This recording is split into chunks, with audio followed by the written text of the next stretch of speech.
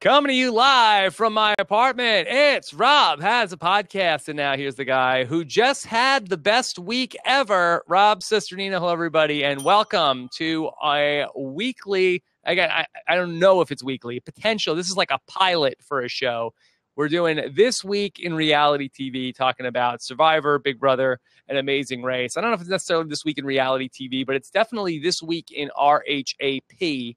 And we're going to be talking about the week that was, and what a crazy last couple of days it's been for me, especially from a week ago today. I've talked to Mike Boogie. I've talked to Dan Giesling. We've ranked the top 30 Survivor seasons. We had the premiere of Survivor Cambodia. Dallas Cowboys. What did they do? They lost Tony Romo. That's what you're cheering about, Jordan Parhar. Yeah. I'm so glad. No, I'm devastated. I need. They're 2-0 though, Rob, and the Redskins and the Giants are doing so bad. So I think that, and the Eagles too. So I think maybe there's just a chance. You never know. Well, let me introduce you because we're on Blab live right now, but the people that are listening to the podcast don't know necessarily that there's another person here, and also don't know who this person is. But Jordan Parhar, the host of the Big Brother RHAP Up on Reality TV. RHAP Ups is here with us. If you don't know Jordan, if you're not a Big Brother enthusiast, Jordan is a longtime RHAP listener who was recently on Big Brother Canada 3. He did extremely well. For those of you guys who don't know who he is, he really killed it, and he is a expert on all things reality TV and especially RHAP, and he's joining us live. Jordan, how are you? Oh, I'm excellent, Rob. Thanks for having me. And yes, I absolutely did kill it. Volunteering to go on the block, throwing the power veto, getting blindsided. I think that I played one of the most stellar games in the history of Big Brother Canada and reality television in general. So I'm honored to be here. Thank you for having me on this show. And you posed the question at the beginning of the podcast, is this going to get renewed? And I'm sorry, but you chose me as your guest. And I think that is really, really not a good idea for a pilot episode of anything for that matter. So you volunteered to be the guest. So I took you up on your offer to volunteer to sit here next to me on this show. So I had to do it. Anyway, so incredibly busy week. The Big Brother 17 finale, the premiere of The Amazing Race, plus exit interviews with the Big Brother Final 3. Plus I talked to the first person kicked off of Survivor. So really just a million different things to talk to. And the cool thing about Blab, if you're joining us here for the first time using blab.im, what we can do is that potentially we could have up to 4 people simultaneously on the show. So we're going to be hopefully taking questions from you guys in the chat room to discuss. But then also, if you guys have things that you want to talk about, we're going to try to be bringing some of you who are watching the show up here into the show to talk to us. And what we ask is that just you have your headphones in and hopefully have a solid connection. And you can do that either from your computer or your mobile device. So it's going to be hopefully something that's very interactive and very fun, and something that we're playing around with here on a Saturday. And I love getting to hear the feedback, because I think that what separates podcasts and why I like to do it so much than, more so than say like a radio show, it's not just me sitting here and never, hearing back what you say. I try to read as many comments as I can on robhasawebsite.com and on other platforms like Twitter and on Facebook, and hear what you guys are saying about the show. But it would be really cool to also hear what you guys are saying in the flesh as well about this week that went by. And so we are going to be talking spoilers for Survivor, Big Brother, and The Amazing Race. So just to be clear, we are going to be spoiling those 3 shows that are be coming up in terms of what happened already this past week. So if you're all caught up, you should be good. But just in case there's any confusion here, let me at least play for you one time the spoiler song by Ryan Elder. The Office of Civil Defense has issued the following message. This is a spoiler. Warning. A spoiler. Warning means that an actual spoiler against this country has been detected, and that protective action should be taken. All right, raining spoilers now. But spoilers in the sense of what has already happened. Now, we're not going to talk about it. We don't know anything that happened in terms of that. And probably, I don't know if we're going to have a ton of questions about The Amazing Race. That, we will, unless somebody has a question about that, I won't be going there, because I know that was only on last night. I think that's probably the one that people may not have seen yet. That could be a DVR show, Jordan. Yes, absolutely. And I will not, as I did in the pre-show, I will not accidentally spoil it unless there is a question specifically about the first team eliminated. Fair enough. Fair enough. Okay.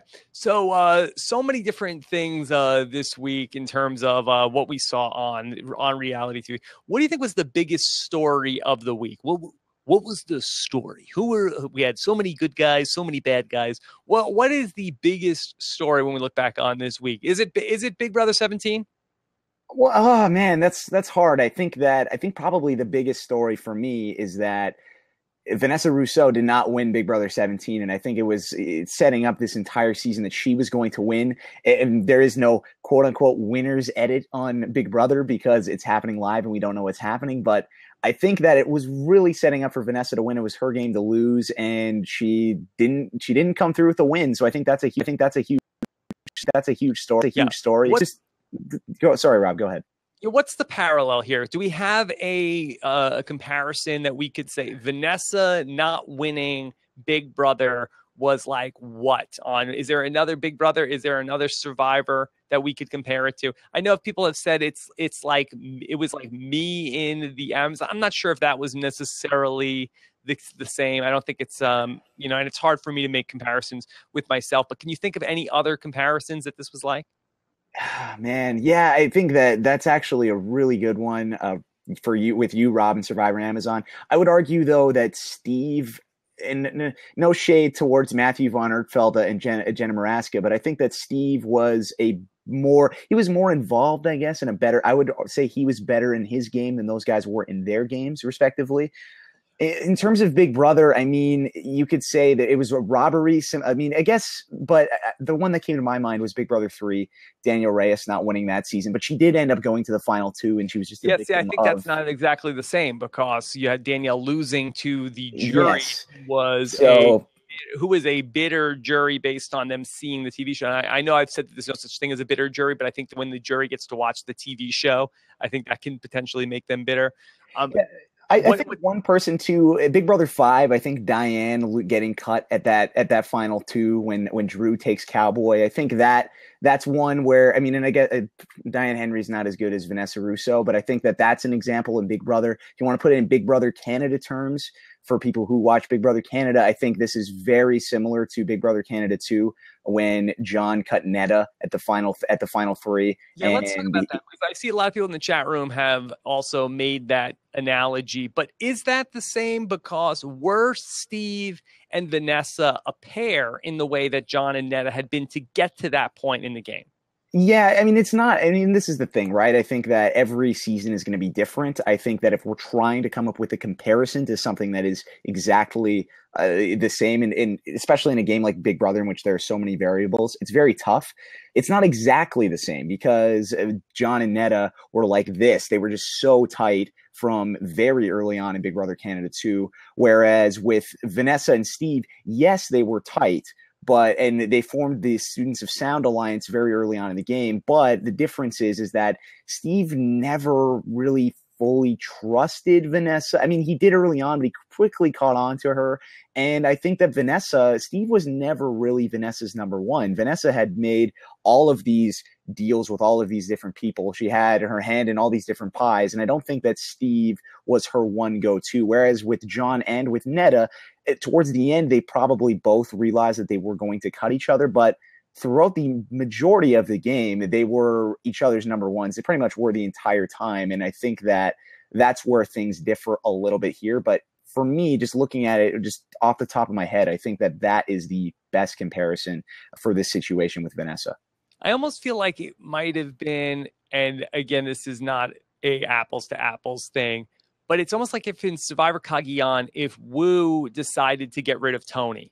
Because, Wu and Tony were not always on the same page. It wasn't so much like that Wu was 100% with Tony. There was a point where Wu has a flirtation with going in a different direction and he goes on that reward with Spencer and Cass, and then he comes back, and then Tony's asking him, so, Wu, what's going on? What do you guys, they didn't talk about voting me out. And Wu's like, no, man. Like, they didn't, Spencer said he wants to vote out Tasha. Like, what? Tasha?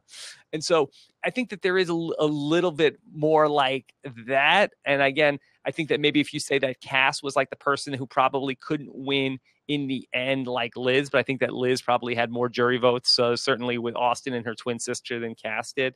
But it's just a interesting thing where you had somebody who was so much in control of what was going on. And with all due respect to Steve, who played a great game for him, I think that it was really Vanessa's season, and then he just kind of pulled the rug out from under her and took the person who was the more beatable opponent to the end to win. One of the things that I'm not sure that we talked about this week was going back to that final 6 where it was Julia at the, on the block with Liz, and they got Vanessa to vote out Liz and to vote out Julia instead of Liz. Do you think that that would have changed anything had it been then heading into the final 5, Julia, Austin, and Vanessa? I think that if it was Julia, Austin, and Vanessa heading into that final 5, I think that people might have started to gun for Vanessa a little bit sooner, just because everybody was so scared of Austin and Liz, although that final 5 HOH, Vanessa did win that. So we would have probably seen a similar outcome. Austin probably would have gone home that week. And then the following week, I mean, it just would have been the one twin who is a kind of a lone wolf at that point. So I feel like I honestly think the outcome would have been very, very similar, especially because Vanessa was the person that ultimately won that final 5, had a household competition. So yeah, I think we're talking about if the decision's different. I mean, I hate to just use some cookie cutter analysis, but just based on their positioning in the game at that point and how things ended up turning out with Austin going out in the manner that he did, I think that it probably would have been Steve beating Julia in the final 2 at the end of the day had Liz gone home instead.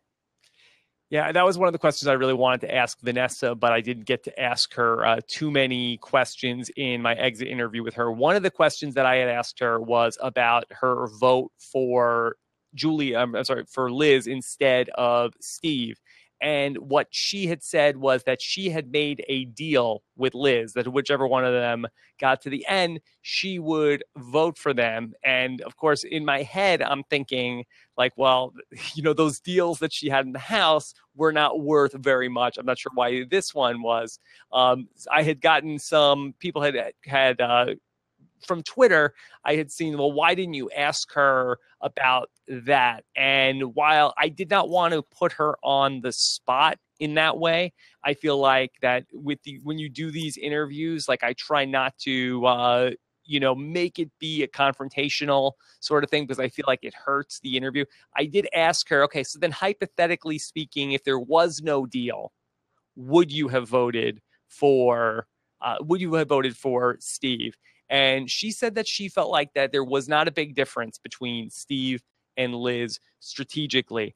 Do you think does that speak to, we talked about the night of the finale. Okay, well, when she had some time, give her some credit. She just got voted out. But now, 12 hours had passed. She had really every opportunity in the world to sort of backtrack. I think Steve probably had it, but, I was a little upset in the moment. Is this just more of a symptom of I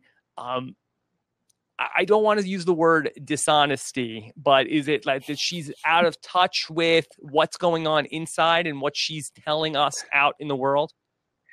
Yeah, and it's tough. I mean, the thing that I was really looking forward to with Vanessa coming out of the house was we would finally get to see her be honest about everything about her game and all this kind of stuff, because there were very many times in the diary room and various other instances throughout this season where I've been kind of skeptical with all the stuff that Vanessa's saying.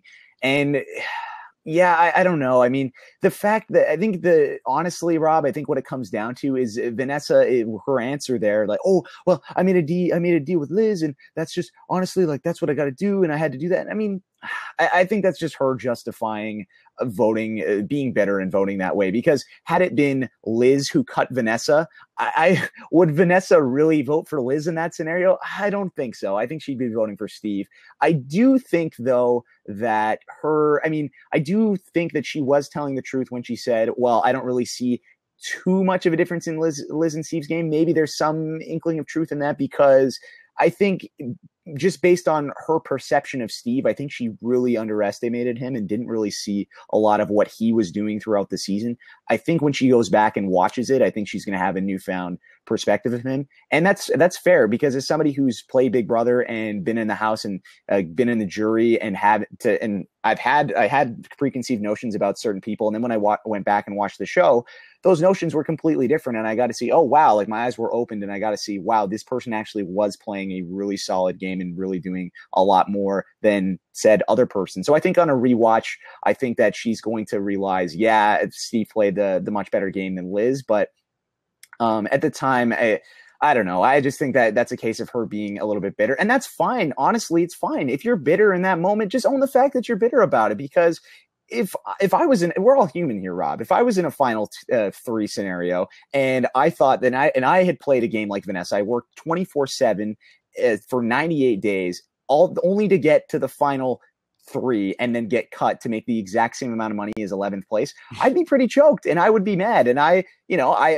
think a lot of people that are on Big Brother are emotional. Vanessa's clearly emotional. And I think that was just an emotional decision in that moment. So I think that I would have respected a lot more if Vanessa would have just been like, look, I was upset about the whole situation. That's why I did it. And that's why I voted for Liz. But Vanessa's not going to do that. And fair enough. That's just Vanessa Russo. So, oh, well.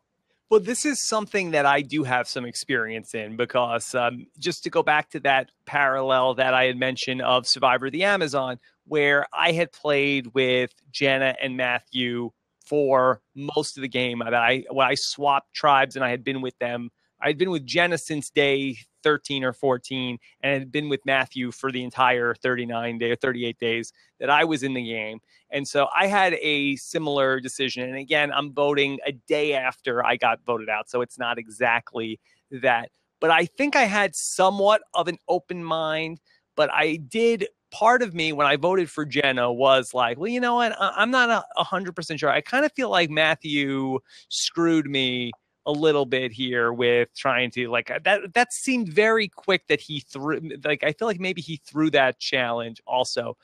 I do feel like between Jenna and Matthew, though, I don't think that there was a disparity there like Liz and Steve. I think that Jenna and Matthew were on somewhat even footing. I also voted with the majority, so it wasn't like I was out on an island like Vanessa was with voting with Liz's boyfriend and Liz's twin sister. Everybody else, all of the other impartial people, voted for Steve in that scenario. So I think that, Jenna versus Matthew was probably more of a coin flip, but it was probably more 60-40 for Jenna. Whereas I think that Steve versus Liz was probably like 80-20 for Steve in terms of like, if you were going to compare what they actually did in the game, or 75-25. And I think that Vanessa, it ends up not as good of a look to be voting against Steve in that spot. And then also not backtracking that a bit. Yeah, for sure. And I think also too, Rob, and correct me if I'm wrong, but I mean, you got voted out. You got to go to that toga party where Mark Burnett was there. You got to talk to the jurors. You got to ask them, what's on your mind. You could talk about the game. You could kind of vent a little bit about everything, I'm sure. And I think that probably helped you decompress everything. And I know it should have been, I'm sure it was very tough. I mean, you thought you were in a position to win, and then all of a sudden, 24 hours before or whatever, you don't. But I think that's huge. And I think that's why I think maybe if Vanessa had a day, and if this is again why I wish that Big Brother would just go back to the Big Brother 10 and before format of having the jury segment or having the jury question the final 2 a day or 2 or whatever before the actual finale. That way everybody has time to decompress. They have time to ask full questions, because really, honestly, those questions on the live show, they're very quick. It's like a 15-20 second question with a 30-second response or something like that. Final Tribal Council, you guys are there for hours, correct? No, I don't know, hours. I feel like probably 60 minutes. But and again, I was at a 7. Rob. Yeah. 60 minutes is more than 2. 6 minutes. Yeah. Yeah.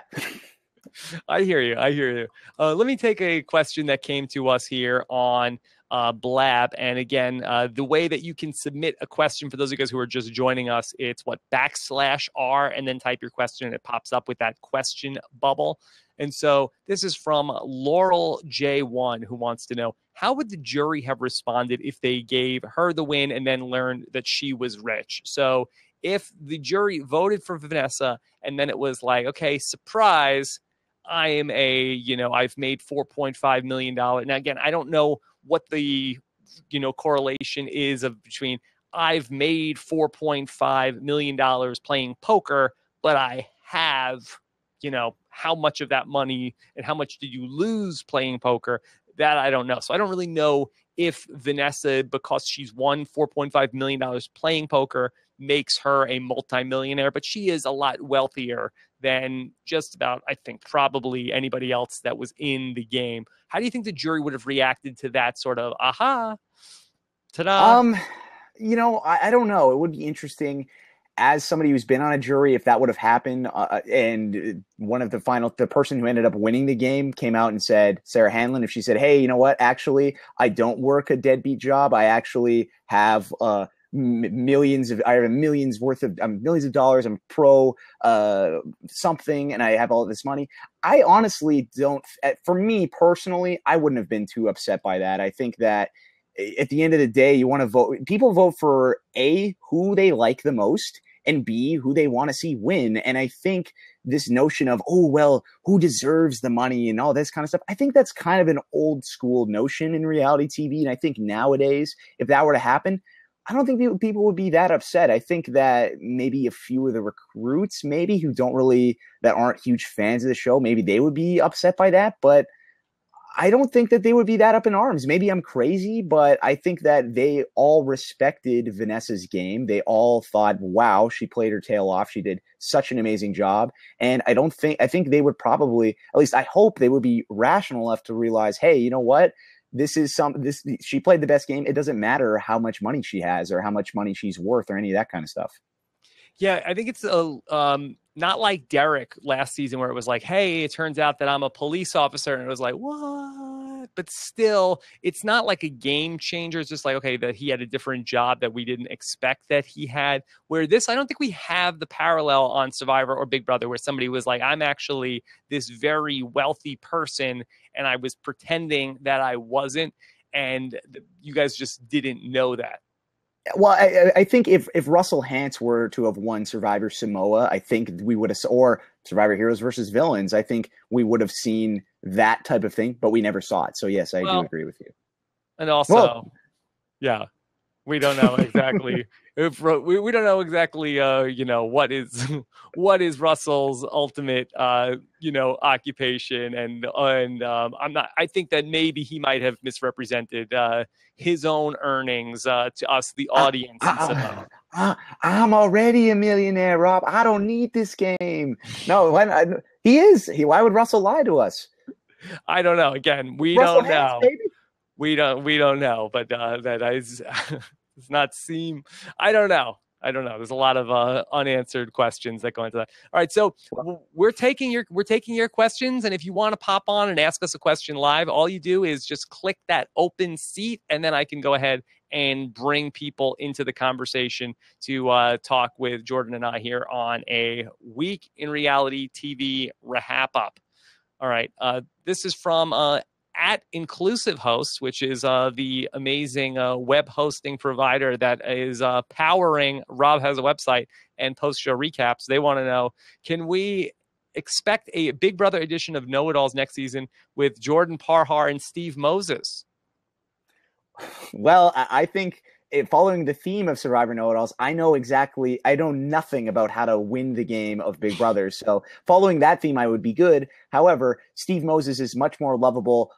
And he's much better at the game. He knows much more about Big Brother than I do. So I think that perhaps I would volunteer to give that spot to Steve if Rob so desires. But you're not losing your job. Well, I would love to talk with Steve next season, and I think that he would definitely provide really good insight. Well, we talk with Ian once a week on the show, and he does a really good job. And Ian has, I think, become a much better podcaster.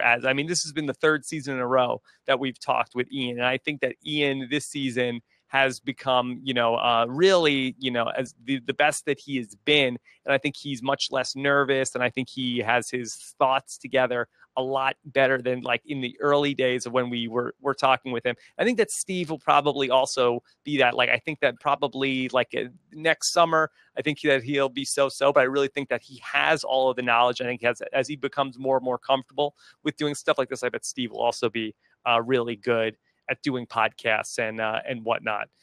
This is a question also from Scott St. Pierre wants to know, Jordan, did you watch The Amazing Race Canada? Ooh, Scott, the great Scott St. Pierre. Well, thank you for the question, Scott. Believe it or not, I unfortunately did not watch this season of Amazing Race Canada. I was so encompassed by Big Brother US and just coming off of my season of Big Brother that I just didn't get around to it. I do want to tune in though for next season because I heard really good things, and there were a lot of people from my cast watched it. So sadly, no, but hopefully next year. Okay. Did you hear any good stories from Big Brother finale parties, Jordan? Anything that you could share with us through the Big Brother grapevine? I actually, believe it or not, did not really hear too much. I don't think there was anything too crazy going on from what I know, but I think the problem with that is that there was approximately 0 people from my season of Big Brother at the Big Brother finale. So that doesn't really help. And I think the only Canadian who was there was Peter Brown. So, and it's funny. I got a text message from Peter Brown at like 10:30 last night after I had already gone to bed. Like, hey, we're at Lucky Strike. Come down. It was like, you know that you must not know me, Peter Brown. I'm going to leave my house at 10:30 at night and go out. Come on now. Come on. Yeah, he clearly does not. But yeah, I know Peter was there. I think Meg and some of the other cats were there. And then some of them are in Vegas. I know Kevin from my season's in Vegas. Is that a thing? Is that going on this weekend? Yeah, that is going on this weekend. Yeah. So Kevin's in Vegas. So he's the only person from my season that's actually in Vegas. He didn't go to the finale. And he's there. He said that James Ryan is there. Danielle Reyes. Come on. Yeah. Of course he's there. Of course James Ryan is there. Jason Roy is there. I don't know. Oh, he said Jeremy from Big Brother 15. Jeremy Maguire, the Maguire that sucks, is there. I had a very funny experience with him in a I went to the Reality Rally a couple of years ago, and I was in like a taxi with him and Danielle Reyes and my brother. Like we were going like we were in like the crappy hotel, like they put us in, and everybody else was in like the staying in like the one hotel, and we were like in some other hotel, and he was really carrying on. And it's not safe for work, the kinds of things that he was saying, but it was very like my brother was really he was amazed. Oh man. Oh, Jeremy Maguire. I think Jeremy, from what I've heard, Jeremy is actually a great dude. So the J-Mac, the J-Mac that sucks, Jeremy Maguire. I think that he's a good dude, and I think he'd be a cool guy to see again. He's interesting, but yeah, I've yet to meet Jeremy. Hopefully, I will meet him next year at Reality Rally. Let me ask you a take that I saw over on Twitter yesterday. I saw Max Dawson had tweeted about how that he had gone to the party for Big Brother and had said that Big Brother people tend to stay in the VIP only section, whereas the survivors are more likely to commingle with the people who are at the party. Do you find that to be was that a fair or unfair assessment? I'll be honest with you, Rob. When I read that, I burst out laughing because when after my season, we went to Niagara Falls and we did a similar thing. And we walked into this nightclub, and there was all these Big Brother people there, and there was, sure enough, there was this VIP section, and I was standing around talking to some of the fans, and everybody was just going off into the corner. So I do think that there is, I don't have a ton of experience with that. I've only been to one sort of finale sort of thing, and I haven't been to anything with Survivor people. But for my experience, I think that might be a thing. However, Big Brother fans, and I love Big Brother fans, I love you, but there are some Big Brother fans that are really passionate, and some of the other alumni I think are, and maybe I was just because I was naive, I think some of them were just like, okay, like they say hi for 5 minutes and then they kind of go hang out and do their own thing. So yeah, I don't know, maybe that's a thing, but it is a very interesting observation by Max Dawson, and I will continue to record some findings on that at the hopefully a couple of finales that I go to beyond this. Okay, so let's bring in our first caller, great friend of the podcast, longtime friend of the podcast. Jessica Frey is here with us here on Blab. Jessica looks like she's just waking up this morning. Yeah. Hey, guys. Jessica, you were at the party for the Big Brother. Now, is that true? Were the Big Brother alumni in the VIP section? There was like a little VIP section, like, because it was crazy though. Like, you walked in and, like, first off, unlike Survivor finales, you had to pay like $40, and it was like packed to the wall. Like, it was sweating. It was so packed. Like, people were mobbing Johnny Mac. I was like, I got a picture with him. Of course, James was being mobbed, but like I ended up like somehow getting into the VIP section because I had friends there that were like with Audrey. But it was, and yeah, all the Big Brother people were there. They only left to get like their drinks and stuff. But so they had like their little like square. Like, I know like Steve was there with his mom for a second, but it was so hard to hear. Like, and I think some of like the Amazing Race people, like the blind date people, were off of like outside smart because that was I don't know, they were like so packed, but it was crazy. In fairness, that I can understand that a little bit in terms of like these Big Brother people. They were in the house for 98 days. They haven't seen one other person, and now people want to mob them. And it's like, and it's like, I just want to, like, I just got out of the house yesterday. Like, I'm not. This is freaking me out, and I can understand why they would want to do that. So I see both sides of it, but it's also like people come to the party because they want to see these people and not like be behind the velvet rope. I remember I went to one of these parties for Big Brother 14, and like there was like the VIP section, and Nicole and I were there, and I remember being like, okay, well, there's all the people that are in the there's Frank, there's Ashley, there's all the people, like, and so but it was like, okay, well, they were sort of up here, and we were all in like the the cheap seats in there. I did get, by the end of the night, I did get to say congratulations to Ian and Dan. I did. That's good. There was so many. I was surprised at how many Big Brother people were there. Like, actual, like, I didn't even recognize, like, Jen from BB-8. Like, I mean, then there was Cody and Derek, and then Frankie Grande. I was like, I'm too close to Frankie Grande. So you got close to Frankie Grande? Yeah, like he would like walk by, like all the time. I was like, oh my god. When you were in the VIP section, right? Yeah, no, even then we was like walking past, like in there to like go get a drink and stuff. Oh. Yeah. Frankie takeover. It was a Frankie takeover. And you talked to Johnny Mac? Yeah, a little bit. Like, he was like, when I got a picture with them, and he was nice. And Austin and Liz were all together. I told Julia once outside, and she was like, can you guys tell me apart? And I was like, yeah, it's super obvious. Don't worry. And did you talk to Johnny Mac and see if he wants to come on Rob as a podcast? I don't think I got to really ask him questions besides, oh, you're amazing. He was not taking questions. All right. Any other scoop from the Big Brother 14 or Big Brother 17 party? Well, Vanessa got engaged. Like, apparently her girl. No, like the night after the finale. Apparently her girlfriend wanted to like propose to her at on the show, but then they said like, oh, Vanessa's not in the final two. Okay, so they wouldn't let her do it. I guess not. Okay. All right. All right. Well, Jessica, anything else you wanted to ask or get off your chest while you're here? I'm just. Like, did you guys already talk about like? So many things went on. Like, I just watched Amazing Race. Like, I just watched that one, so I'm really sad about. I know. All right, Jay Frey. We'll talk to you again soon. Okay. Bye, Jess. All right. Take care. Okay.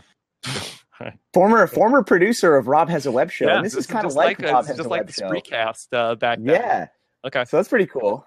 So it's good to get firsthand information here on the This Week in Reality TV. We can hear from people who are out in the field going to these parties, and then I don't have to go to them. Even better. I totally get that, why they want to be there. I mean, the thing that does kind of suck though is then the alumni come, and then they all want to talk to the people that come, and so then they're all behind there, and then you're sort of sitting there like, hey, it's like packed down here, and we want to talk to the alumni, we want to talk to the people that just got off the show, and they're all behind the velvet rope. Yeah, and it's hard too, and I think one of those, it's a good point that you brought up earlier as well, is the Big Brother people are coming right out of the house when they do these things, whereas when Max Dawson is going to the finale for the Dirty 30 or one of these kind of parties, he's been off of Survivor for months, and Right. he's been watching himself on the show. He's had time to decompress and that kind of stuff. So I think that is probably the main difference in that mindset there. So in fairness to the Big Brother people, it is tougher for them because they're fresh off of it.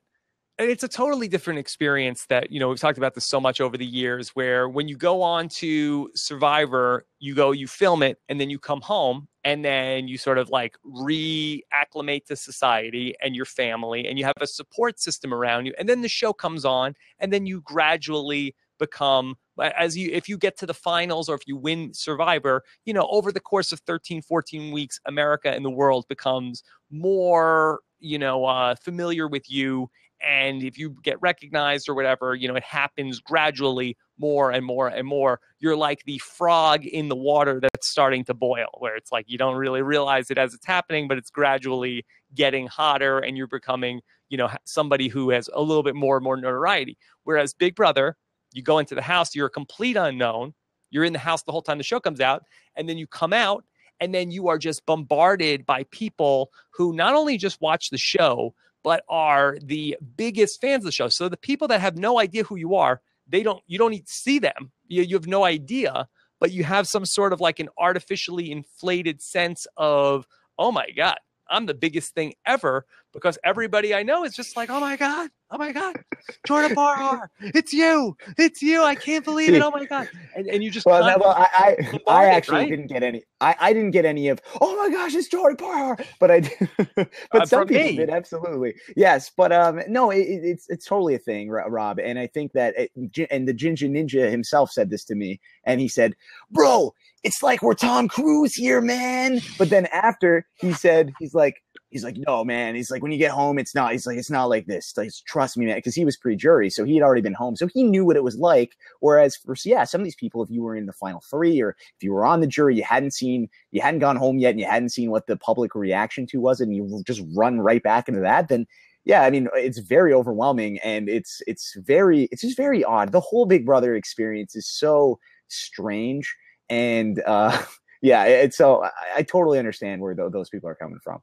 And especially then, you go from out of the house and you have, people. Then if you go into some sort of like, if they put a couple of them on The Bold and the Beautiful next week, and you have like this, like a very big, crazy experience when you get out. And then even when you get home, people are bombarding you of like, hey, will you do this? And people are emailing you and contacting you. You've been gone the whole summer. And I think it's much easier to get a more inflated sense of, what's going on in your world and who you are and what your status is when you come out of Big Brother, as opposed to Survivor. I think it's a little bit more, you're able to stay. Now, believe me, there's plenty of survivors who did not stay grounded. That is 100% a fact. But I think that with Big Brother, I think it's easier to lose your center in terms of like, what is normal and, how close you actually are to it. Yeah, 100%, and I agree with you for sure. And who are some of these survivors that have not remained grounded, Rob? Let's elaborate a little more. Do we want to name some names? Survivors that have not remained grounded? Yeah, just off the top of your head. I'm trying to think from, in recent seasons. I think that, going back the last few years, I there's nobody that really stands out. But I definitely know from like back in the early days. I can remember like when like, like Dan Liu was putting out his like calendar for his 2004 calendar of stuff like that. He's like the third person off. It's like, what? We're doing this? We're going to go, and there's definitely like other people that, you've seen throughout the years who've gone like to Survivor finals and are just sort of like, okay, well now I'm a big deal now. And then, it definitely comes around. Yeah, absolutely. And I really do feel bad for a lot of these reality TV people when they do, like the great Dan Liu, who think, wow, yeah, I'm such a big deal. And then that I wonder how it feels for them that day they realize, oh, wait a sec. nobody really cares about who I am.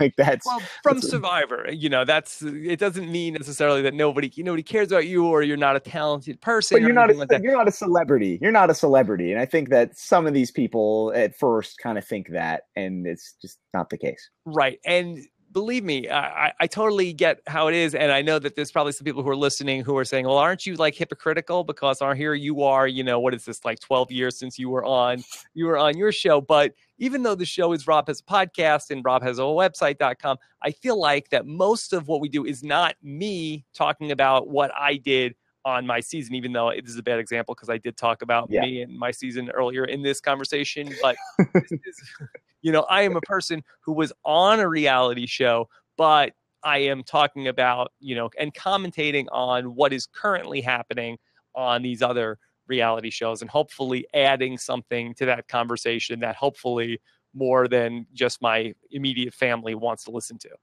Oh yeah, we're talking this week in reality TV or this week in RHAP. We're not talking this week on Survivor Amazon. Or Survivor All Stars. This is, if you're talking about, I think this is a little bit different. I'll give you a pass, Rob. Okay, thank you very much. Laurel J1 also wants to know, is this the era of super fan wins on reality TV? It's been the best of times and it's been the worst of times for super fans on reality TV. I'm talking to one right now. And it seems like the superfan has had an interesting plight here. Well, would you say that this has been the official superfan era of reality TV? And does that begin with John Cochran in Survivor South Pacific? Yeah, honestly, Rob, I would say that is probably where I would say that's kind of where it started hello, it's Taryn Armstrong. Oh my goodness, there's Taryn. Hello. Taryn Armstrong joins us on the This Week in Reality TV. But I think that totally with Cochran, because if there's no John Cochran, Rob, I don't think we see Ian Terry being cast on Big Brother. I don't think we see these dorky super fans constantly being put on these seasons, because that wasn't really that much of an archetype before. You could say, Rob, that like you kind of paved the way for that casting archetype, but after you, there wasn't really anybody on Survivor for a while. And then on Big Brother, we had Eric Stein in Big Brother 8, we had Ronnie Talbot, Big Brother 11, but the superfan archetype that kind of started with Cochran. And then now with Big Brother, we've had Big Brother 14, Big Brother 15, Big Brother 16, and now Big Brother 17. We've had superfans win it each of those seasons. So I do think that this has become definitely the era of the superfan. And yes, we do see superfans like myself, like Max Dawson, falling flat on our faces. But because now there are more of these superfans on these shows, there's a higher likelihood that they're going to have a varying range of outcomes. So some of them are going to do really poorly like me, and others of them are going to do excellent like a Steve Moses. I think this is a really fascinating conversation, because I think that you could really trace it to a lot of other people. I think that to credit it to me, I'm not sure is 100% accurate, because my thing, while I was a super fan of the show, I don't know if that was ever presented in the edit of this is the guy who knows everything about the show. It certainly was the case in reality, but in terms of branding this person, whereas Cochran was put up front as this is the guy who has seen all the show and wrote this paper about it. And in his first moment of the show says, Jeff, could you call me Cochran, like Colby, or like Donaldson, like Mariano, like Penner? I would like that. I would think I would be part of that legacy. And the irony of that is that he ultimately fulfills that destiny in Survivor Caramoan, becoming one of Jeff's all-time favorite survivors and winning 4 immunity challenges. But that's a story for another evolution of strategy conversation. But in terms of that, Taryn, what is your take on that? Does the super fan era of reality TV begin with John Cochran, or could we trace it back to earlier, as I've heard Jordan Parhar say on Big Brother Happy Hour, talking with Ronnie Talbot? And is Ronnie the godfather of the superfan on reality TV? I really do think it comes to Cochran. He was the first one that really stood out. Not only was he the nerdy archetype, but it played into everything he did on his season. And the fact that he was a super fan of the game and brought that kind of meta level to it. I thought it was a really engaging character. And then he came back and won. And then we had Ian. And then from there on, almost every single winner of Big Brother, including Canada, has been a super fan. We had Netta almost win. Andy, Derek, Ian, Steve, Sarah. I mean, Sarah Hanlon. Yep. Yeah, it's crazy. Yeah, so just to look at that, I'm trying to trace it out on a piece of paper. So Cochran first appears on Survivor in Survivor South Pacific, which airs in the fall of 2011. 11.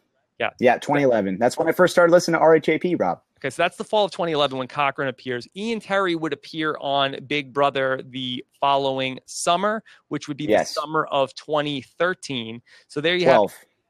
I'm sorry. Summer of 2012.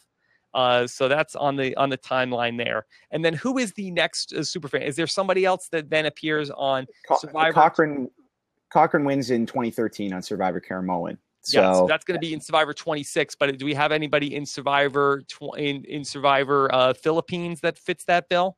Well, you could argue that Colton kind of fit that bill in one world, right? And then Philippines. But I don't think that Colton was presented. Colton was a super fan, but I don't believe that he was ever presented as this is the person who is the super fan of the show. Colton was presented as a completely different character archetype and not the super fan. So, we can't really say, like, for instance, like Malcolm was somebody who was a big fan of the show, but to say that Malcolm is the same as Cochran is not, and the same as Ian Terry is probably not the right way to go. So I'm just trying to think if there's anybody. And I wonder also, I want to include women in this because I think you have certain people who are, these female super fans also, but I'm not sure if there's anybody there in 25 or 26. I mean, wasn't Dawson like a big super fan of the show? I mean, she didn't get a ton of airtime. But... Supposedly. Did you watch Survivor Jeopardy? Yeah. So I don't know if there's anybody that we could sort of label in Survivor 25 or Survivor 26. And again, it's fans versus favorites, but I don't know if you want to get into like a Laura Alexander or anybody like that. Rob, Julia Landauer. She's vanilla. She's a super fan. Yes? I don't know. Yeah, I don't know about that. There were definitely some fans on the fan tribe. But were they didn't make it very far? Yeah, Reynolds was a huge fan, right? Yeah, Reynolds is super fan. Like, if you were going to describe them into another person, would you describe any of them as super fans? So I wonder if then it's Cochran winning that really, so like Ian Terry winning and then Cochran winning the following, like, because Cochran was winning Survivor in reality around the same time Ian Terry was playing in the Big Brother house. So you have that interesting parallel with the Hanses where CBS is kind of Hance happy at the point where they cast Willie Hance on Big Brother 14 and also bring Brandon Hance back, and it's all in that summer of 2012 when things just go to hell for the Hanses. And within a matter of a couple of weeks, that both Hanses that aren't Russell have a meltdown and sort of like sully the Hance name. Yeah, that's a really interesting point there. The transition from the Hance era to the superfan era, just like that. So Cochran wins in season 26 and that is what, May 2013 when Cochran wins his season in Karamoan. And then the next superfan. So was there anybody then in Big Brother 15, which is going to be that summer? Andy is officially that he's the superfan. Yeah, well, I think I remember in his bio. Yeah, McCrae was too, but Andy in his bio. McCrae fits that lineage more than Andy. I think that Andy's character type is not that you would say, okay, well, they're putting him. This is the gay person on the season, as opposed to McCrae. If you were going to describe McCrae in the preseason, like, okay, this is the super fan. True, but I think that with Andy, like in his bio, he says, "Hey, I'm Andy, and I'm a Big Brother super fan." Like that's like one of the first things that Andy says. So yes, I agree that McCrae is probably presented more as the super fan, but I think that Andy was still considered. I mean, you could still describe Andy in that mold as well. So I guess that one's up for debate, but I would still put Andy in that category. I think what happened is being a superfan got normalized, and they started casting more superfans beyond just the role of typical nerd superfan person. Yeah. I also think that especially in Survivor, I think that there was like a tipping point where Survivor starts to go away from too many recruits. And I think that they start to turn. I think that Survivor One World is actually the tipping point for that, where they decide, okay, we got too many recruits between, with all due respect, the great Christina Cha and people like that are just sort of like, don't really know how to play the game. Let's get more people in there who know how to play the game. And then you have in Survivor 25, I do think you have more people who have a familiarity with the show. That's where you get Malcolm, you get RC, you get other people, Pete Bro, potentially. You have more people who are there, Denise, who are, longtime fans of the show. And plus you have returning players there to sort of like help that also. So then Survivor Blood versus Water is the next Survivor season that happens. And then obviously that's a different animal there. But you do have, because of the loved ones element, that they're more educated in terms of the games, in terms of, what they already know than the average group of fans. So that's a little bit of an outlier. But then we have Survivor Cagayan, and we have Spencer, who is probably the most alpha male of the super fans that we've ever seen on the show. Yeah, that's actually, yeah. Spencer is probably the most alpha male super fan there is. He's actually good at challenges. He's he's a stronger type. Taryn, go ahead. Don't forget the crotch framing. Yes, sure. Exactly. Can't forget that. So yeah, Spencer is, I mean, if we're looking at somebody who's strictly being presented as this super fan type of character, I think he fits in that mold. But again, like a point that Taryn brought up earlier is that I think at that point, kind of, there are so many of these super fans being put on these shows that they're a super fan, that's a thing, but also the fact that they're a super fan, but also is like Spencer saying Mitt Romney is my hero. Like Spencer had all of these like very he went through casting and played this very conservative character that was like that's very confrontational, all this kind of stuff. And I think they were kind of thinking, oh, okay, this is gonna be a super fan, but he's also gonna have this going for him. And then when he got on the show, it kind of was just, hey, it's just good old nice Spencer. Well, and he also tried to play up the villain thing very hard throughout casting and in the pregame. And again, that might have been somewhat of a ruse to sort of get on the show, or that might have been something where circumstances sort of dictated the way that he ultimately ended up playing, because he ended up being in such a bad spot out of the gate. What about in Big Brother 16? Does Big Brother 16 mark the point where they attempt to go with the female superfan and double down on Christine and Nicole? Yeah, definitely. Yeah, that was a really interesting. That was interesting for me, because I feel like as somebody who's gone through the casting process multiple times, I view casting kind of a season of Big Brother Survivor as putting together a puzzle. And if you look at Nicole and Christine, they are essentially the exact same puzzle piece. So yeah, it was very interesting that they doubled down on both Nicole and Christine in the same season. And it would have been interesting to see if maybe they would have split them up and to see put Nicole on that season, maybe Christine on the season, or vice versa, and to see how they would have done instead. But yeah, I agree. I think that now, because we keep seeing this over and over again, it's the male superfans that are winning. And I think CBS maybe wants to try out seeing, hey, like, why can't one of these hardcore female superfans pull this thing off? Yeah, Nicole and Christine did come right off the heels of Netta in Big Brother Canada too. So I wonder if that's there's another kind of one. Yeah, and I think that probably Peter Brown is somewhere in, that's also in 2013 as well, coming off the heels of, the Ian and Cochran era. And then so it's an interesting lineage to sort of track down here. And then, of course, here's Steve again, who wins in Big Brother 17.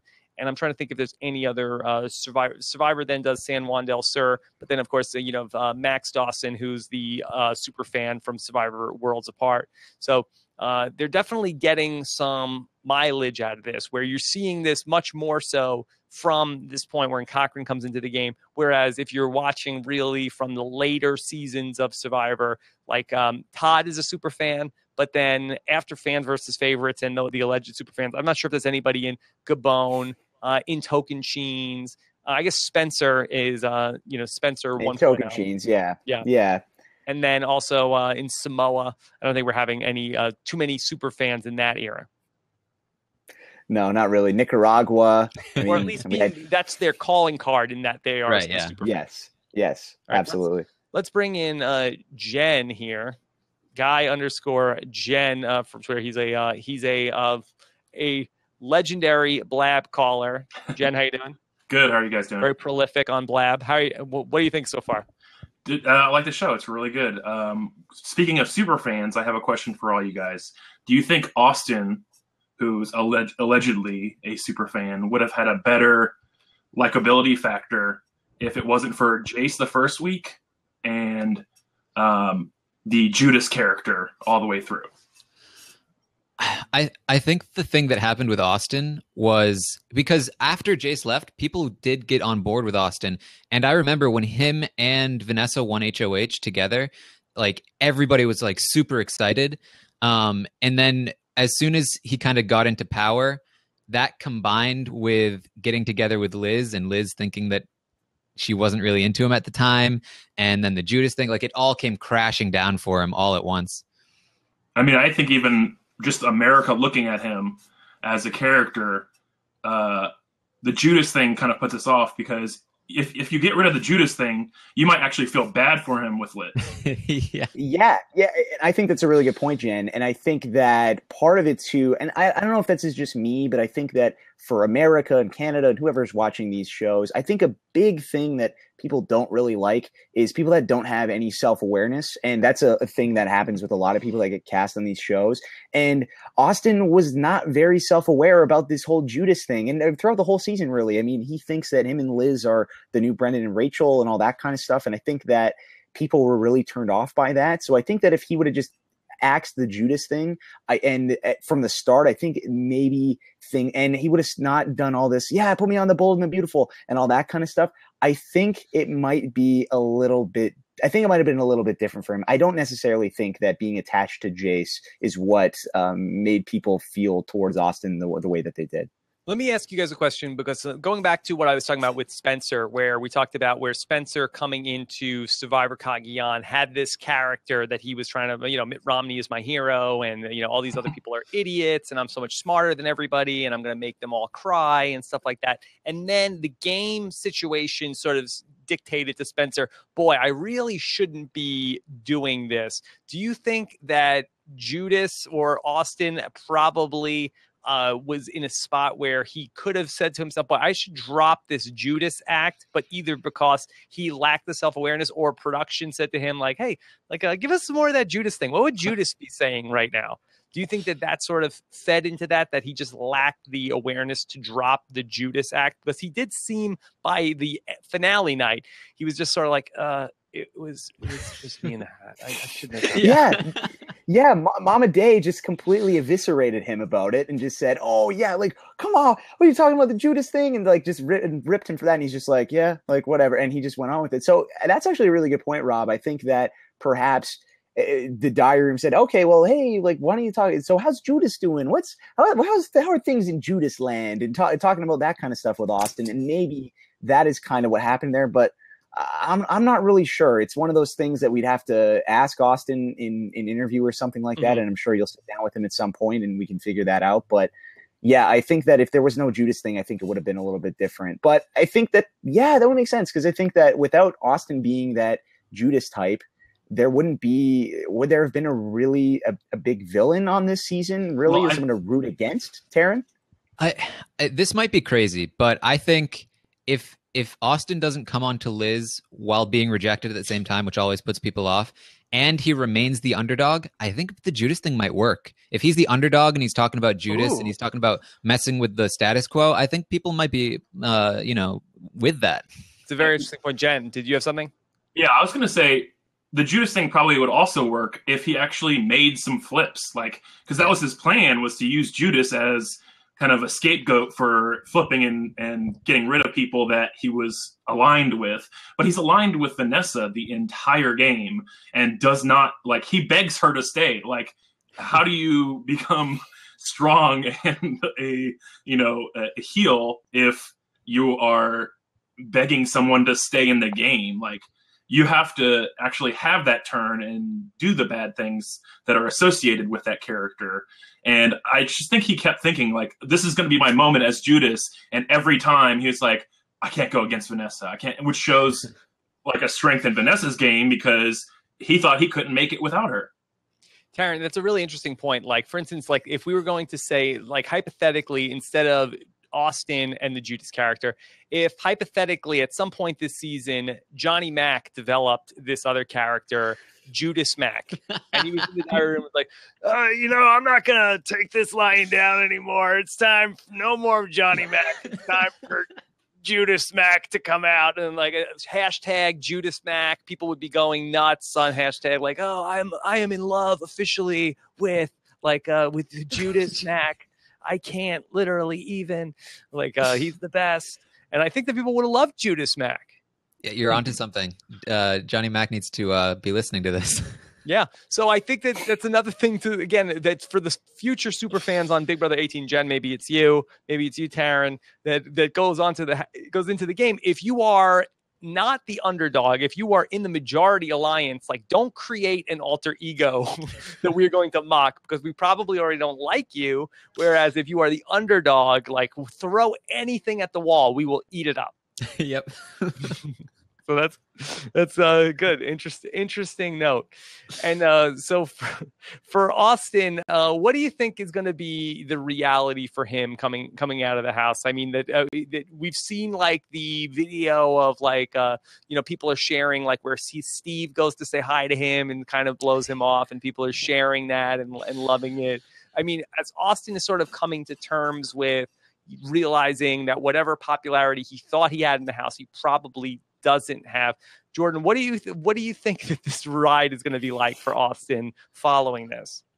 It's going to be a tough one for Austin, and I really do feel for him. And this is something that I talked a lot about on the Big Brother Happy Hour this summer, was that, yeah, he's going to be in for a rude awakening. And I don't know if he's back on social media or not yet, but I actually do feel bad for the guy, because I think that he felt like, oh yeah, like I got this great story, and it's like me and Liz, and I'm going to be on All Stars next year and all this kind of stuff, and I'll be on The Bold and Beautiful, and I'm going to be a star. And he's not, and a lot of people are going to be, and a lot of people don't really like Austin. So, and I totally can relate to that firsthand. And it's not easy. It's not easy, but at least with me, I came out thinking, okay, I'm probably not going to have a lot of people liking me, and so I was able to kind of build up a fortress, if you will, to protect myself mentally from getting everything. Yes, the fortress from feeling, taking it really to heart and all that kind of stuff. I was ready for it. Whereas with him, I don't know if he's going to be ready for that. So it's going to be a bit of a tough adjustment, but I think he'll be okay. He'll get through it. I mean, it's going to be a little bit overwhelming for sure. And it is for everybody when they first get out of it. But Austin is a former professional wrestler. I'm sure that he's dealt with that kind of stuff before. And he seems like a pretty emotionally stable guy. I mean, we didn't really see Austin lose it at any point this season. I mean, did we, Taryn? No, not really. I mean, there was one time where he stormed down to confront Johnny Mac, and almost immediately Johnny Mac disarmed him. Like, can we just calm down for a second? Yeah. So I think that, I think Austin's a pretty strong-willed guy. I think he's going to be okay, but it's not going to be fun, and I feel bad for him. So Austin, if you ever listen to this, if you ever need somebody to talk to who is also not the most lovable person in the world, hit me up, and we can cry over it together. It'll be great. I think you and Austin have a lot to relate with you and mind Cindy? blank right now, but your Cindy? women's situation, Cindy. Yeah. Yes. And yours went in reverse. She stopped liking you after. But I think he's going to have the roughest time watching that footage of her in the diary room being like, oh, I don't really like him all that much. I mean, he's nice, but he's kind of gross. It's not easy. And I think that at least for me, I got I kind of figured that out in Jury House before I actually went back and watched the show. Whereas Austin, he was in Jury House by himself. Liz was in the house, so he didn't really have a time to decompress and talk with Liz. I'm sure they're talking and stuff right now, but watching it in Liz and Julia talking about him and saying, "Oh my God," and he smells, and that Julia throwing his stuff off the bed and all that Jesse stuff. stuff. And they're like, the real question is, when did he shave off his beard ponytail? Well, He didn't did she already cut it off? Yeah. I have no idea. Okay. I think it was the night of the finale. He cut it off. It might have been the night after. Was There that you go. just like a thing, like a production thing? Like they wanted to cut it off, but it was like that would have screwed up the edit. Like one of those things, like Adam Pock shaving his beard. That it's like, okay, well now we can't show stuff from before a certain point.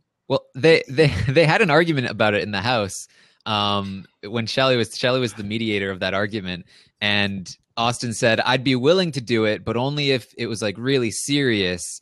So I guess when he came out of the house, it was like, "All right, do or die. Are we doing this or not?" Yeah, and I guess they were. Okay. All right, Jen. Anything else?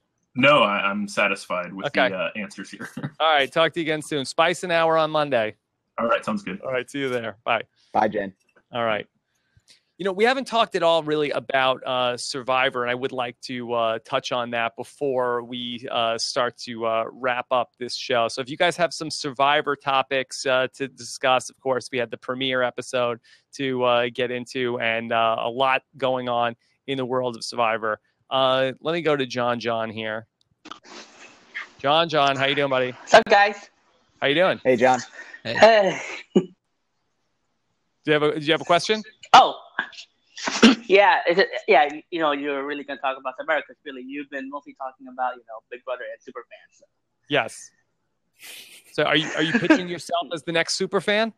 You're wearing John is wearing a Bion buff for those of you guys listening to the podcast version.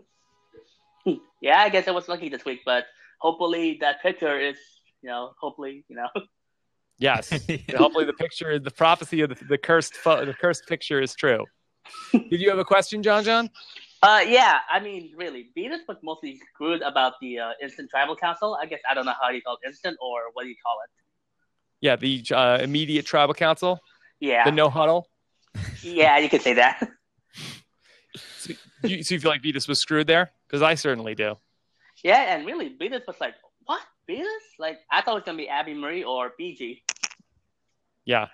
Were either of you guys surprised that it was Vetus? Because I certainly was. I did not. I thought that probably in my pecking order, I said, okay, I think it'll probably be Abby. And then I thought Shireen was 2. And then I probably thought Vetus was 3. Yeah, I definitely was worried for Vita. I mean, I was all my attention was focused on worrying for Steven, so I didn't really care about anybody else. But I was definitely worried for Vetus. I thought he was entertaining to watch, but he really reminded, like, he's such a sharky personality that you got to be worried about him early on in any game. It's like, I mean, I can't remember the name now. Big Brother 15. What's his name? Guy that went early. No, guy that went early. Went early. Nick Uhas. Yes, Nick Uhas. Very Nick Uhas-esque. Very sharky. Interesting. I would say that Vetus, I mean, I think Vetus is more sharky than Nick Uhas is.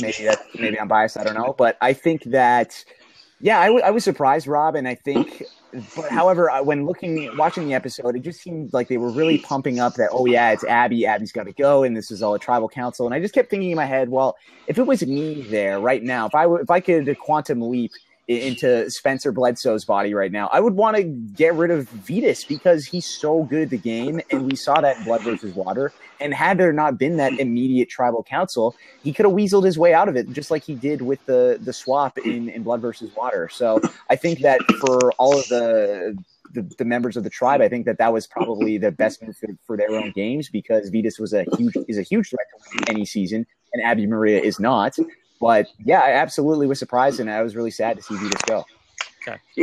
Yeah, who would you blame mostly for that? For Vetus going out? Was it really Varner? Because I think it was a swing vote. Well, I think that Varner was certainly one of the people that swung, and we talked about this on the know-it-alls, that he definitely did not want to go and head into a potential tie vote. But it does seem like, from what we saw in the edit, that Shireen is probably the person that you have to has the most blood on their hands from that vote. She is the person who is identifying Vetus. He needs to be the person to go. And I think that, John, I'm going to let you go because I'm saying that it's a poor call quality. But thank you so much for the call, John. Okay, we'll talk to you soon. Okay.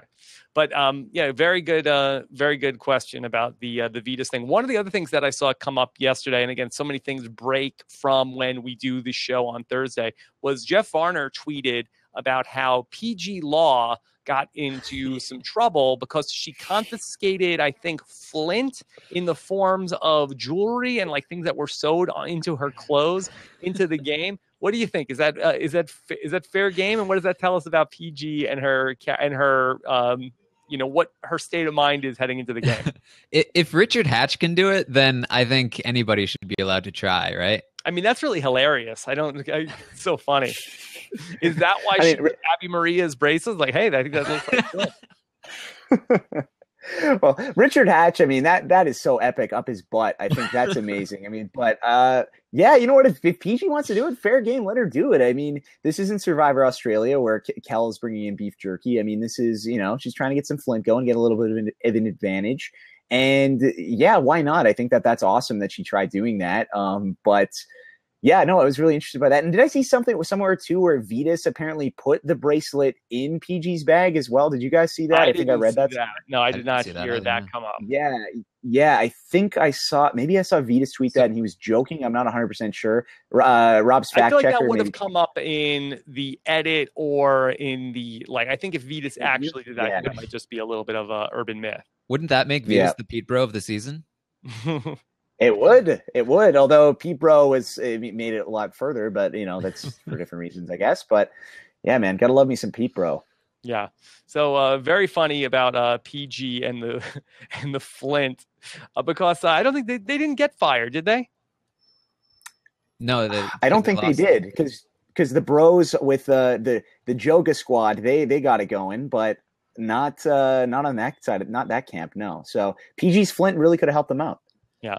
Okay. Let's check in with the great Survivor Tyler. Here he is. Not Tyler Fredrickson. Tyler K. From. How's it going, guys? How's it going, Tyler? How you doing, buddy? So far, so good. So far, so good. All right. Am I going to regret putting you on? No. Okay. All right. So, Tyler, what is it? What's the question? Do you think if, let's say in an alternate universe, Rob, you're on Survivor, Steven's not, do you think he'd be doing as well as he is right now? In an alternate universe where I'm on Survivor and Steven's not? Yeah, you're in his spot right now. Oh, so I am. So it's it's my second chance. I'm on the tribe? Yeah. I think that I would be in exactly the same boat that Steven Fishback is in. I think that we would probably, there would not be much difference. You'd be getting the winner edit too? I think it would be very, very similar. I really do feel like, and I think that one thing that has really been reinforced to me by, how Steven's return has gone to this point is that I can never go back on Survivor. I think it would be exactly the same for me in terms of what it would probably end up looking like. This was a good reminder to me to get that thought out of my head. Are you conceding defeat to the stick? Yeah.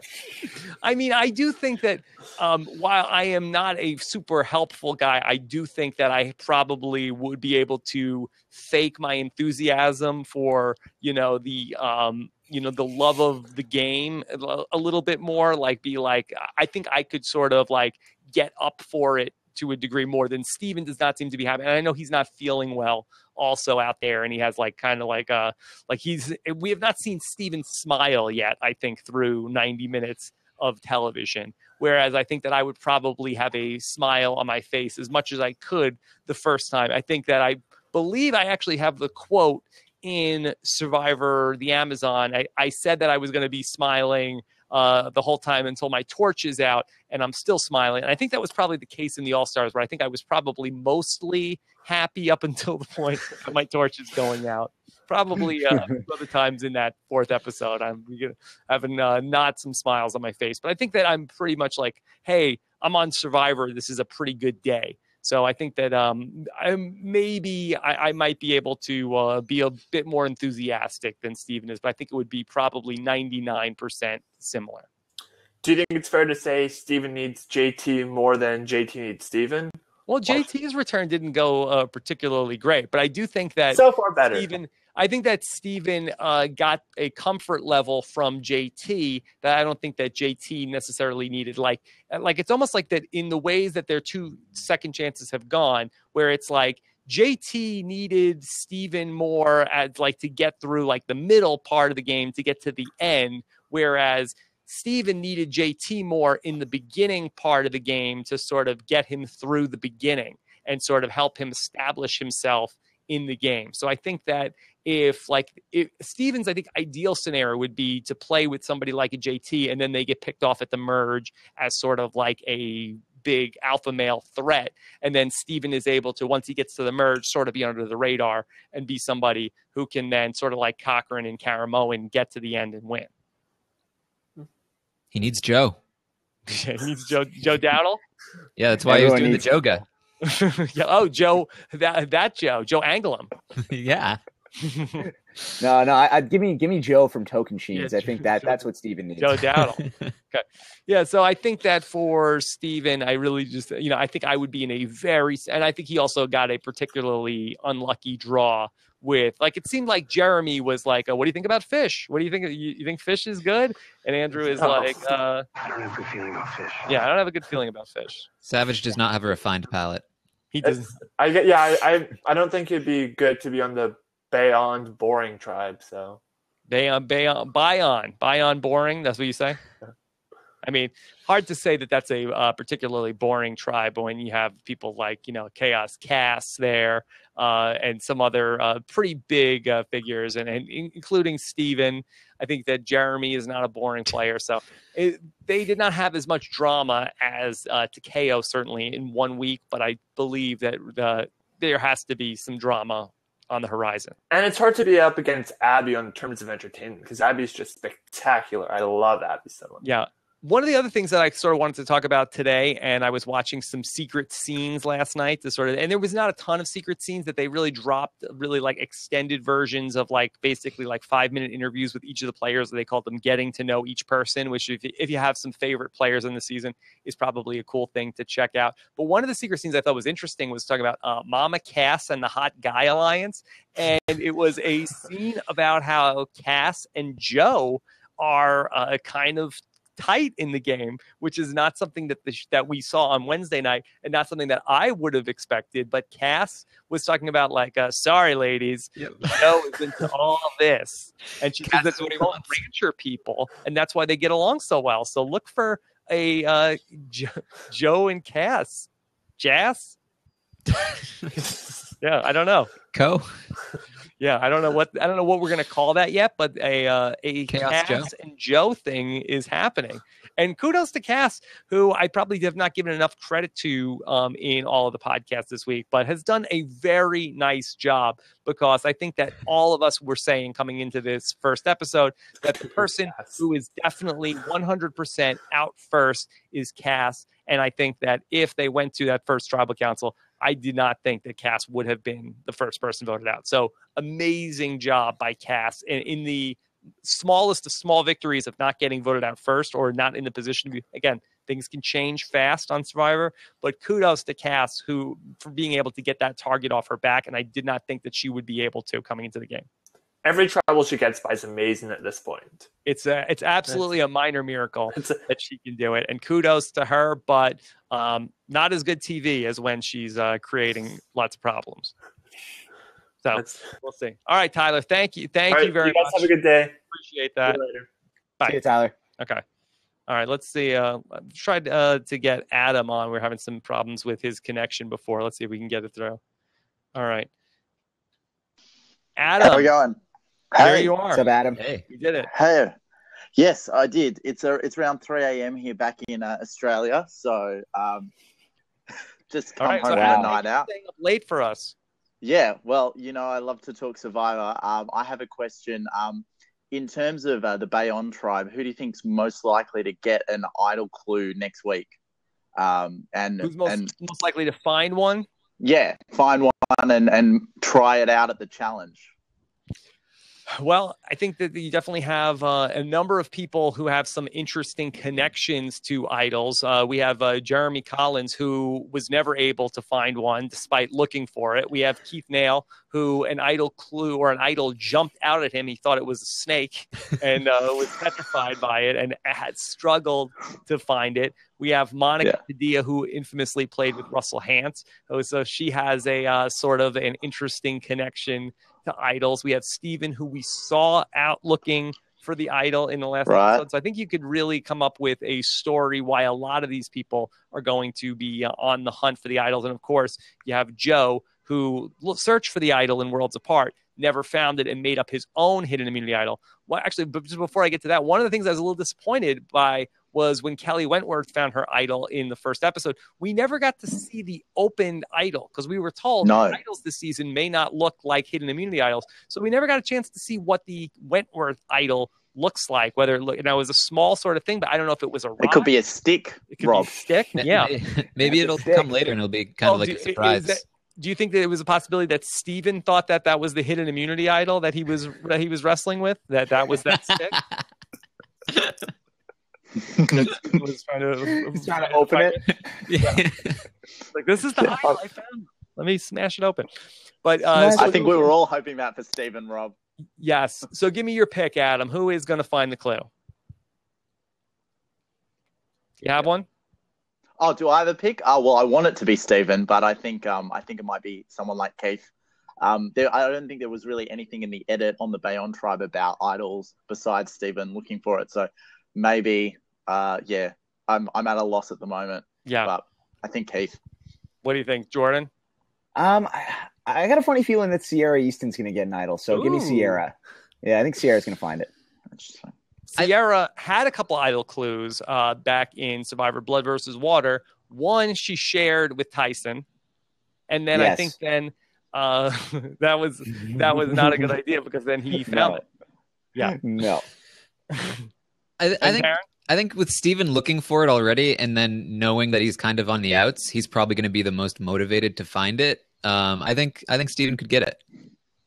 I'm trying to think just in terms of the edit. I don't know if we have the person who searched for the idol, didn't find it, and then came back and then did find it.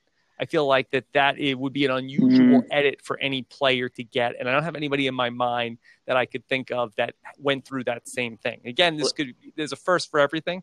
It would be part of his comeback edit. He went out and tried to find it the first time. Now he's better situated in his tribe. He goes out and he finds it. And now all of a sudden it's like, yeah, I'm getting along with people. Everything's going good. And I'm going to win the season. That's exactly what's happening.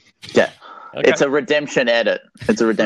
Redemption story for Steven. Well, hopefully that will be the case. All right, Adam, thank you so much for the call. Thank you very much, guys. All the best. Cheers. Okay. Thanks, Adam. All right. Very excited also for Survivor to come back. Of course, this Wednesday night is going to be our live show. Taryn, you're going to be there in person? Yes, I will. This is very exciting. So we're going to be there at Caroline's Comedy Club in New York City to do the live showing of the episode. I will try to Periscope that show. No live feed, no live stream in terms of Google Hangout that night, but then we are going to be recording audio and video that night, and we'll get that up on the website as soon as possible. Plus, I will be then speaking with our big recap podcast for the week. I will be speaking with John Carroll, who's very excited to talk about Survivor this season. He's in an all-out blitz to be the next Survivor to get a second chance. And then getting into next weekend, I'm going to get into the Survivor voicemails. Jim Rice has reached out to me. He is dying to talk about the season. All right. I said, my big concern is the spoilers. He said, he is no spoilers for Jim Rice. So it should be a fun weekend of Survivor next week. Yeah, looking forward to that. James Logan Rice. This should be a good podcast. I love Jim Rice. I wish he would have got a show. Jim Rice had tweeted during the week, happy to see Vetus go out because he didn't even try to get on the show. Oh. Jim Rice has the beef with everybody. He's definitely, I'm sure it'll be an eventful voicemail podcast coming up with Jim Rice. Absolutely. I'm looking forward to that. He wanted to be on there so bad. I mean, he's probably going to be very passionate about it. Yeah. Okay. Let me know if you guys have any other questions for us, and we'll start to unwind this thing. Monday night coming up for you, Robin's podcast patrons. We're going to get back into our monthly patron cast. Going to do that on a Monday night. Always do that the last week of the month. That's where the patrons call in for the patron podcast and ask me all sorts of things. It's kind of a little bit like this, but we go a little bit more into like behind the scenes of Robin's podcast and stuff like that. And then Tuesday night, I'm going to be jumping on a plane to head back into New York and be on the podcast with you guys back in New York City. And then I will be heading back here on Friday morning to get into everything coming up on Friday with all the podcasts we do between The Amazing Race and then also the new weekly scripted podcast that we're doing on Post Show Recaps called Most Shows Recapped with Josh Wigler and Antonio Mazzaro. And the first edition of that show, we talked about Heroes Reborn. Talked about the 2-hour premiere of that. Tara, are you a Heroes guy? I was. I haven't seen the new one yet, but I did watch your podcast. Yes, and it was a good podcast. It was, you know what? I did not, was not in love with Heroes Reborn, but if you were a Heroes fan, I think you were going to really enjoy it. Guy Jen wants to know, was there ever another person kicked off the jury, or are you the only one? I don't ever remember seeing it before. Are you the only person to ever be voted out of the jury? To actually be physically voted out of the jury, yes, I am the first person. In Big Brother 2, they were allowed to nullify 2 votes, so that sort of, I guess, counts. But there wasn't really, in Big Brother 2, there wasn't officially a jury of, 7 or 9 or in our season 10. So technically, yes, I am the first person in Big Brother North America to be voted out of the jury, and it's a very prestigious honor to have. It's a claim to fame. There are also people that were ineligible for jury. Like she. Yes. So, yeah, that's true. That is true. Yeah. So that you could be somebody who was in the mix for the jury, and then if you were badly behaved. Has there been anybody that's ever been to jury and then just like left and not wanted to do it? Oh, that I don't think has ever happened. I know.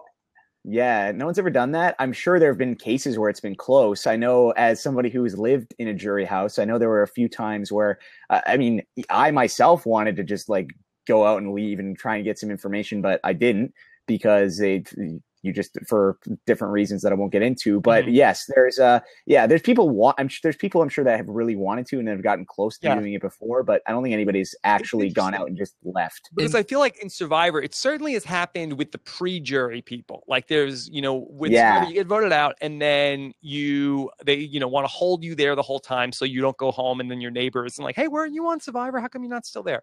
And then you don't have to explain things. And they, there have been people certainly that they want to leave then and you can't keep me here. I want to go home. And that's very frowned upon. But I wonder, like, how come it's never really, is it just with Big Brother, is it you won't get your stipend if you don't stay here? I mean, it's not like the stipend is that much money. What is it, like $1,000 a week? I mean, but make more than that. Rob, when you are a reality TV contestant, you're a degenerate on society. You don't have a job and you have nothing to go to. $1,000 a week is a lot. That's on the show. I do believe this did happen with the All-Star jury. They broke out of the jury house and went to a bar, I think, and watched part of an episode, and they got in big trouble for it. But oh, really? I think that's different than actually just saying like I don't need this. Nobody's asking a question in the finale is not worth this for me. I'd rather go home and see my family. Yeah, nobody's like left and never gone AWOL. Mm-hmm. Yeah. As far as we know, I mean, it could have happened and they just kind of swept it under the rug, and had people sign contracts so that they wouldn't talk about it. But yeah, as far as we know, I don't believe it's happened. But I'm surprised. Yeah, I'm with you. I'm surprised it hasn't. Yeah. I mean, because it's not like it's so much money that you get to be on the jury. It's like, oh, my livelihood, please. I can't lose this Big Brother money. Here's the thing, though, too, Rob. Like, as someone like living on the jury for a very extended period of time, for 5 weeks, it's actually pretty nice because you're getting paid to sit on your butt and do nothing and eat food and watch old movies and TV shows and sitcoms and just lay around in the sun all day. It's actually, and drink alcohol. It's quite enjoyable, actually. I mean, so I kind of can understand why people wouldn't want to do it, but I can see both sides to it. Yeah. I feel like my jury experience certainly was a bit different in that, like, I didn't mind so much when I was living at Ponderosa in Survivor the All-Stars for about a week. That was actually kind of like, I didn't mind that. It was always fun then to see who was going to be the next person to come out. But then in my particular instance, they sent like only a couple of us away. and I was with, Rudy and Richard and Tina. And then Richard eventually left us and went on his own adventure. And it was just me and Rudy and Tina. And it was never like, okay, we're going to see the next person to come in. We're going to see the next person to come in. And I just found it to be rather boring. And they also took us to someplace that was very cold, which was not very fun. I wouldn't have minded staying by I think that Colby and Jerry and Ethan went to Mexico together. I think that would have been a lot more fun, especially they would have been a younger, more fun crowd, with all due respect to Rudy and Tina. You didn't have fun with Rudy and Tina? I did have fun with Rudy because I loved all the time I got to spend with Rudy, because it was so funny, just telling me the same stories over and over and over again, which always made me laugh. But that being said, I just really just drank a lot during that time, and it was a very sad, depressive drinking. That's what people that go voted out do, Rob, and it's a sad truth of reality television. I just remember a lot of times Rudy and Tina would have just gone to bed, and it was just me and they're okay. and Rob, you were not a heavy drinker. I've heard you talk to Tyson on the podcast talking about how you going out and having people saying, "Hey, Rob, do a shot and do this stuff," and you don't want to do it. So you're not a heavy drinker, but in that moment that's what you felt you needed to do. And same with me. I am would not consider myself to be a heavy drinker before the show, but I feel like going on Big Brother and living in that jury house, that kind of made me an alcoholic sort of for 5 weeks, because you don't really have anything else to do. Yeah, and again, when I played Survivor back in Survivor the All-Stars, I was 25 years old and certainly was a bigger drinker than I am at this point in my life, where I really rarely, ever have a drink. Once in a while, it's if I'm out somewhere, and especially if I don't have to drive, but sure, it's a lot of fun. But for me, it turns out to it's fun when you're doing it, but the part where, because I don't do it that often, the hangover, in the words of the great Alec Christie, that the juice is not worth the squeeze a lot of times. So for me, it's definitely fun. I certainly acknowledge that, but it's just the hangover the next day is certainly not necessarily worth it. No, that's the benefit of being a youth like Taryn and myself. We can get away with that sort of thing, right, Taryn? I'm like Tyson. I don't really drink. Oh, okay. Wow. All right. So I guess I'm on an island by myself then. Yeah, but I'm sure if I did, I would handle it very well. You would handle it very I'm sure you would. You're a young lad, as am I. Okay. Just to bring it all home, we talked about Big Brother. We talked about the Survivor. In terms of the Amazing Race premiere, Taryn, are you an Amazing Race guy? I am. I didn't see the premiere though, so I don't know if it'll be much help. I don't want to ruin it for you, Jordan. Did you see it? I did. I watched it this morning, and I was I thought it was pretty good. I like the teams. There was some interesting. I mean, we have Team TMZ, and we have a paparazzi team. I mean, there seems to be some interesting pairs on the race. So I think why it's do you going to be a think good CBS season. decided to have a paparazzi team and a Team TMZ? I have no idea why they did that, but I don't know. Maybe I think that the TMZ team, I think those girls are pretty entertaining. So I think that's why they put them on the show. And I guess they both are just good. And I think sometimes in casting, and just what it comes down to is who's the best. And if you happen to have two teams that are both excellent, they just happen to have similar occupations, why not just put them both on the show? And I think maybe earlier we were talking about that with Nicole and Christine on Big Brother 16. I think maybe that's a little bit of a similar thing that happened here with The Amazing Race this season. Yeah, it's just an odd thing to me to have and not say, okay, we're going to save Team Paparazzi for next Race season. 28 and not have TMZ and Paparazzi together in one season. I feel like that's sort of an odd thing to have in one season, but it's not like that's such a popular archetype that it's they always have the paparazzi team on the season. So what's another one? Just maybe now, Rob, maybe it's starting the paparazzi takeover. That'll be the new theme. The superfan theme is dying, and now bring on the paparazzi era of CBS reality TV shows. Taryn, what do you think of this? That Kelsey in the chat room brings up that they had a Big Brother 16 team ready to go who potentially got cut late in the game. Do you think that one of the paparazzi teams ended up being the fill-in? That's definitely a possibility. I heard a lot about that with Zach potentially being on The Amazing Race with either Devin or Frankie, and people just kept dropping out, and there's a bit of drama going on around there. Yes. And so ultimately, they did not end up using anybody from Big Brother 16. And so do you think that was potentially the team that got pulled in?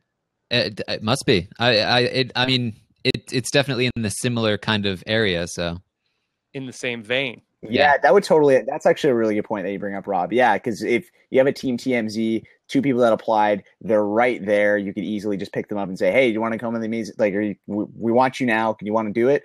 I'm sure they're like, "Yeah, absolutely. Why not?" Or maybe I guess what happened was, they were because they have alternates, right, ready to go for this show. So Team TMZ was probably one of the alternates, and perhaps the Team Zanky or whatever the team Zach was on with Big Brother 16 people got cut at the last minute. But I think, oh man, a Zach Rance and Devin Shepard team, that is the thing that dreams are made of, Rob. Yeah, that would have been really great. I would have loved that, and probably more so for the Devin. Me too. Yeah, I'm with you. More so with the Devin. Devin and Audrey team. Devin in a taxi. Come on, I have a daughter. You need to go faster, bro. Come on, can we go a little faster? Where's your integral driving skills? Honesty, loyalty, integrity, taxi. Like, why can't we move faster, bro? Yeah, that would be good.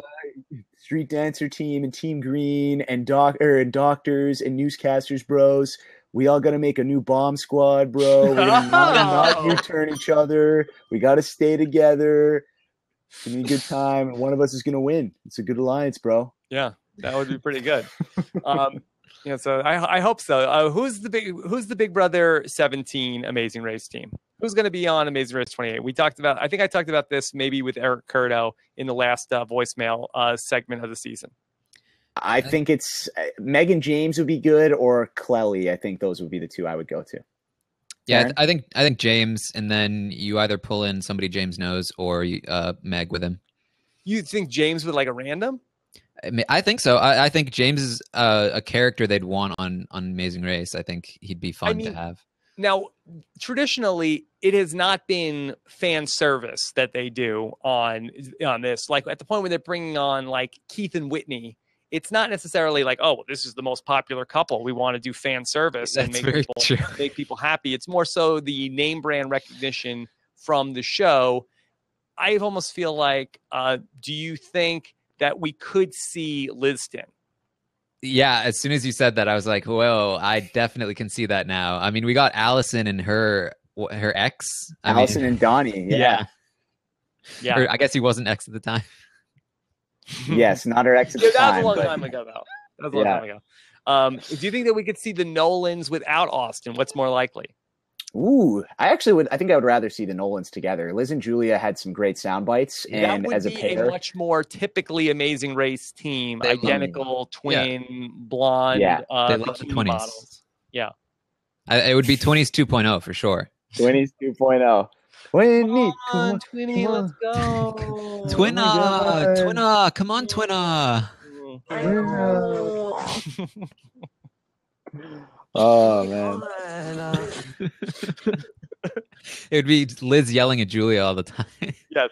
Taryn, I saw in the chat room before you said you thought Liz was good on the interview, on the exit interview. Yeah, she was very nice and cheerful and not a lot of what I saw. I was pleasantly surprised with the Liz interview. Yeah, and she seemed very interested in you and your podcast. Yeah, she knew Steve really prepared them. Yeah. Because I opened it up and I was like, hi Liz, how are you? My name is Rob Cesternino. I'm a person that talks about reality TV. She's like, I know. So I was very impressed. It was very like Big Brother Canada 3 when people came out and they were like, "Oh, we know about you. Jordan's been talking about you nonstop." So. Very much so. Yeah, did people do that? Yeah, they did. Wow, okay, I didn't know that. I haven't listened to them yet. Yeah, that inclusive host in the chat room says that she was more prepared for your podcast than for the jury. Yeah. But I do think that there's a very realistic possibility of potentially Liz Tin here in the studio, because from what I understand, I believe that Austin that he lives close to where I live. So if we ever get in touch with Austin, I have a sense that I think he would be a very gettable guest to come into the studio. I think everyone would be super excited for that. So yeah. Get ready for a takeover. What? Oh no, man. Yeah. Everyone's favorite podcast, the greatest podcast of all time. Liz in Austin. Yeah. I don't know about that. Okay, so it could be Judas and Liston takeover. All right. That being said, all right. Thank you guys so much for doing this. This was a lot of fun. I don't know if this is going to be necessarily a weekly staple. I think that there'll probably be some weeks where I have more going on a Saturday than less, but I feel like that this is something I think that this was a lot of fun to do. And I would love to keep in the bag of tricks and be able to pull out whenever there's a especially busy week of stuff like this one. Yeah, I'm down, Rob, whenever you want to do it. And thank you so much for having me. I really do appreciate it. Yeah. All right. Well, of course, you could listen to Jordan Parhar. Jordan, and then is getting ready to talk with Haley Strong this week on the Big Brother Happy Hour. Is that back to back with this? Yeah, I'm actually. I totally lost track of the time, Jordan. Yeah, no, it's all good. It's all good. Yeah, we were supposed to go about 20 minutes ago. Oh my God! Why did you let me know? Yeah, it's all good. It's all good. I totally blew it. No, all good, Rob. It's fine. So we're having so much fun. Yeah, having such a fun time. I had a blast. So I'm going to jump over onto YouTube. We're going to do a Google Hangout with Haley Strong. So definitely, if you want to listen to us talk about some Survivor, might talk about some Twitter drama going on, that kind of stuff. Definitely, if you want to check that out, feel free to come on. Hop Twitter on drama over going on with me? Maybe with you, Rob. Yes, some Twitter drama there was yesterday. So I'm excited to talk about that with Haley. Listen to Jordan for that. I'm sure it's going to come up on the Patreon cast. Yes, it will. It will. Yes. All right. So thank you so much. Jordan, I hope I was a good lead-in audience for you. Oh yeah, this is a great lead-in audience. I don't think maybe if I can get 1% of these viewers over to my show, I think that'll be an increase. So I'm very excited. So thanks, Rob. Okay, people. Follow at Jordan Parhar on Twitter, and thanks for Taryn Armstrong for coming by. Also at Armstrong Taryn, and thanks everybody who called in and joined us live here on the show. I'll give you a hashtag. Go with hashtag hashtag Judas Mac for the hashtag for the show. I think that was a good one. All right, thanks so much for watching us, and lots of fun here on Blab. We're going to be doing Spice and Hour coming up on Monday, probably sometime around Monday afternoon. We've been doing them around 1 p.m. Eastern on Mondays for the Spice and Hour with Spencer and Tyson. Have a good one, everybody. We'll talk to you again soon.